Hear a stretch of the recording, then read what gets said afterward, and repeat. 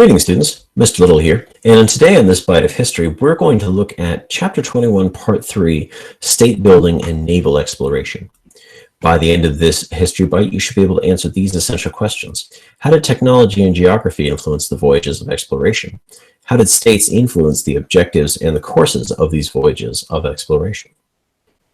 So a quick note about the power of states in the voyages of exploration. Voyages of exploration are something that happened very prominently around this time in human history. However, it's important to understand that voyages of exploration are very, very expensive, and they require a great deal of state funding in order to make it possible. And so two great examples of this are the Ming Dynasty treasure voyages, which were paid for almost entirely by the Ming court, as well as the Iberian voyages of exploration, which were to discover resources and other valuable materials that would allow these voyages to pay for themselves. Voyages of exploration also rely on a great amount of naval technology, and so states that have better access to naval technology will be more likely to undertake voyages of exploration than those that don't, as well as a great deal of geography. The Iberian states, and by Iberian I mean Portuguese and Spanish, not only had access to navigational technology that their peers in Europe did not necessarily have access to, but they also were in a great location to explore the coast of Africa and the Atlantic along several major wind systems, but we'll talk more about that shortly. We'll start with the Chinese voyages of exploration. So these are referred to the Ming treasure voyages of 1405 to 1433, and these were commissioned by the Yongle Emperor of the Ming, who wanted to assert Chinese prestige and power in the world.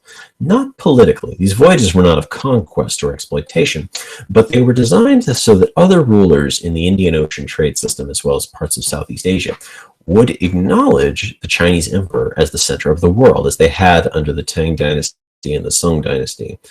They also had under the Yuan dynasty, but there was kind of a sense among the Ming court that the Yuan dynasty had frittered away Chinese prestige and power. And so the Yongle Emperor commissioned gigantic treasure ships, some of which were the largest wooden ships. If the numbers are to be believed of how big these ships were, they were the largest ships made of wood in human history that we know of. And so over the course of 7 expeditions, some of these expeditions had hundreds of ships. Some of them only had like 30 to 40 ships.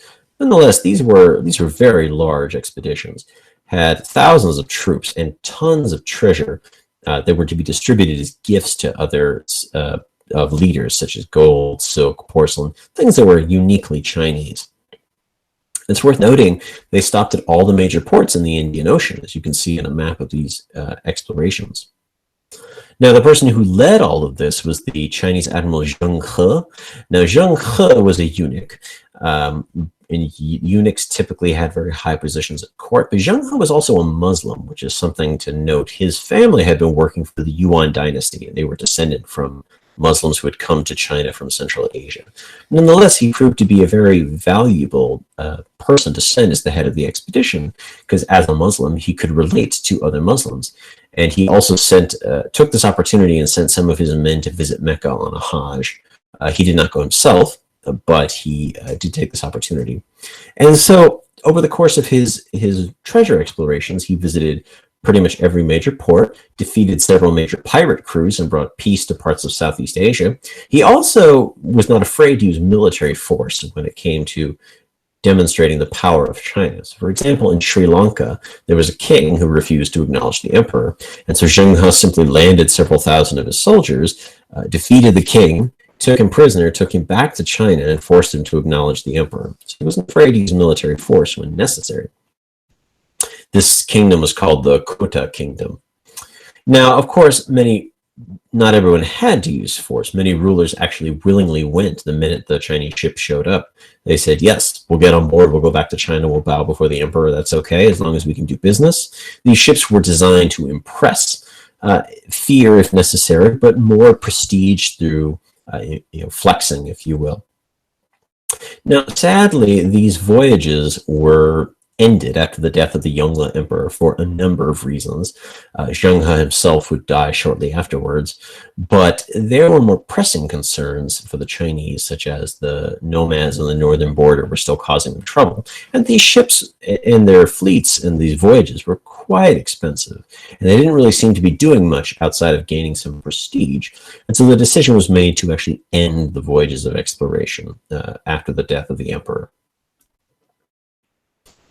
So let us talk about the Iberian voyages of exploration. Now, the Iberian kingdoms, that is Spain and Portugal, again, were in a somewhat unique situation. They had been fighting against the Muslim kingdoms to their south for a very long time, something called the Reconquista, which gave them sort of an expansionist crusader mindset. So they were not afraid to venture out of their homes and wage war against those that they thought were different or evil or wrong. The Iberian kingdoms were also noticeably resource poor. They didn't have a lot of sources of gold or other wealth, and so they needed to look outwards to find sources of wealth. And so leaders such as Prince Henry the Navigator, interestingly called the Navigator because he went on like 2 voyages in his entire life, was an example of a ruler who embodied these ideas. So Prince Henry, first of all, saw himself more as a crusader than a navigator, and his first adventure overseas was to Ceuta, which is a city on the coast of Morocco, which he sought to conquer. But there was so much loot and wealth in Ceuta that he decided he was going to commission voyages that would explore the coast of Africa and try to find the source of all of this wealth, as well as maybe cut the Muslims off from this gold trade that seemed to be making them so rich. And so he commissioned a number of expeditions down the coast of West Africa. In addition, these expeditions discovered the Azores Islands and Madeira, which had been known to the Romans but had been lost in the course of the Middle Ages. Knowledge about them had been lost. They were uninhabited. So these Atlantic islands are really important because they would become patterns for later Spanish and Portuguese colonization in the Americas. So the Canary Islands are probably the most prominent ones. These islands were in the tropical latitudes, which meant you could grow sugar on them. And so for a time, both the Spanish and the Portuguese had a monopoly on sugar production in Europe because they were the only countries that had territory where you could grow sugar, and therefore you could get very wealthy off it. The Canary Islands, which were ruled by Spain, in particular, also had a native population. They were not uninhabited. Their native population were called the Guanches.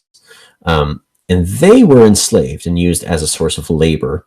And this was going to foreshadow later Spanish administration in parts of the Americas, where they would use Native Americans as a source of labor to produce their goods. But the Guanches were not the only groups that were enslaved. Slave labor was also found by raiding the coast of West Africa, sometimes directly for use on the sugar plantations, but other times to sell in Europe to finance future explorations. Now, the important thing about these voyages is that the maps that they were created, so the knowledge of sailing down the coast of West Africa, the discovery of several wind patterns, eventually provided an impetus for rounding the Cape of Africa and getting directly to India, which the Portuguese would do with Vasco da Gama. And then later, the Spanish, in an effort to kind of outdo the Portuguese, would then give Christopher Columbus the go-ahead to make his legendary voyage directly to India, which would end up bumping into the Americas. So, thank you for joining me on this History Bite. You should be able to answer those 2 essential questions from the first slides. Thank you for joining me, and I'll see you next time.